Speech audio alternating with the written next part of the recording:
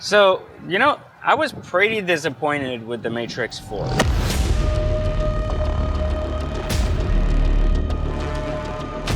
So I was really excited because when the original Matrix came out, it made a lot of sense for what the Matrix was then, meaning this was like a 1999 kind of movie. Effects and everything was top-notch, ahead of itself. And it was pretty incredible. It was pretty cutting-edge, rethought concept, right? That made it an incredibly huge success. And then the second one was also very good. The third one started getting very crazy, like going way left field, but still a good storyline, good ideology. This one, like idea-wise, excellent. I thought the concept of putting a net over your eyes to not being able to see the reality and playing the whole kind of a movie within a game within a movie concept was freaking phenomenal.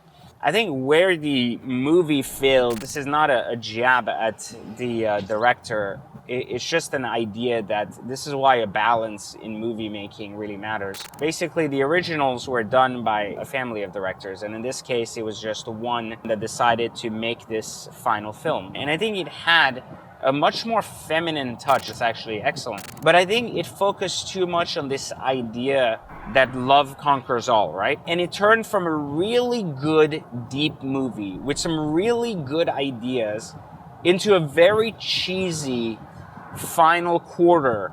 It kind of like just packaged everything into like, oh, well, love won everything and it's the end. And it's like, okay, like what happened? And then it ends the same way the first one ends, spoiler, with people flying away.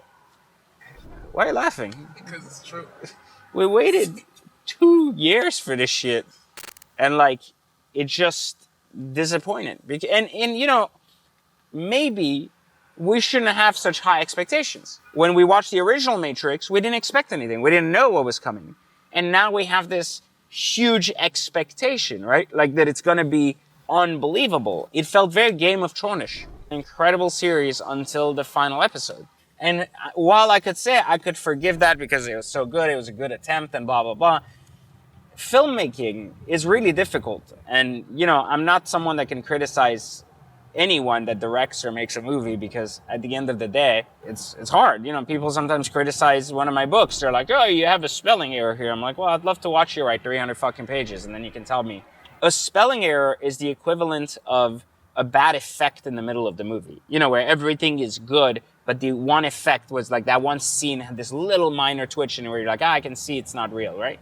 But it doesn't take away from the story and the execution of the story. And this is what a great movie should be. It should be an incredible story brought to life in a manner that gets all types of people excited, but gets the select few that the message is for even more excited because they exactly understand what that inner messaging was. So like you could have, for example, they do this really well in Disney movies.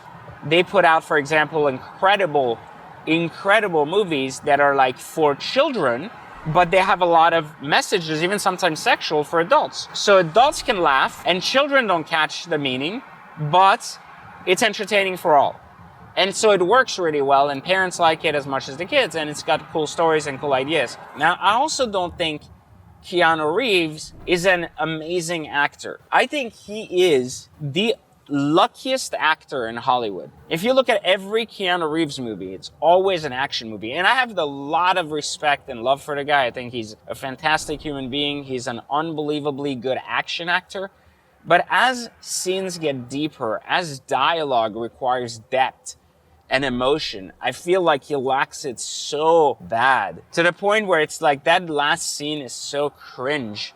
And I feel like this is a really big part of what failed that last part of the movies. Basically, cheesy acting with characters out of depth, and more importantly, a storyline that isn't executed properly. And I'll leave you with this.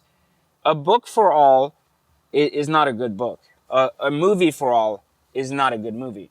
And the issue that I think this has more than anything else is this movie attempts to be a movie for all. It should have been focused on the few. But the issue that directors face in Hollywood is that their work has to attract people and make millions of dollars, right? And this is where it gets a little difficult. We can look, for example, at Cloud Atlas or Tenet, two masterpieces of movie making that brings stories together, but yet isn't understood by all. And ratings are in the 60s, 70s. You know, some people are in the hundreds, some people are in the 20s. Some guy ranked Cloud Atlas 0, someone else 100. It becomes very off, either all the way in or all the way out. It doesn't allow that medium to be found where people go, this is excellent. So, you know, unfortunately, I can't give the new Matrix 2 thumbs up. I do recommend watching it. I didn't think it was a full failed kind of attempt, and I think it brings back a good angle to the story. You'll be very entertained 3/4 of the way through, but the last quarter will leave you kind of like, 1, confused. Are they going to bring more of these? 2, is it even necessary to bring more of these? And then really 3, you know, maybe they should have replaced Neo 2. Unpopular opinion. Leave your comments. What did you think? Did you love it, hate it, thought it was excellent, didn't like it, whatever? Write it in the comments. Leave your like the channel, subscribe, and I'll catch you on another episode of Third Circle.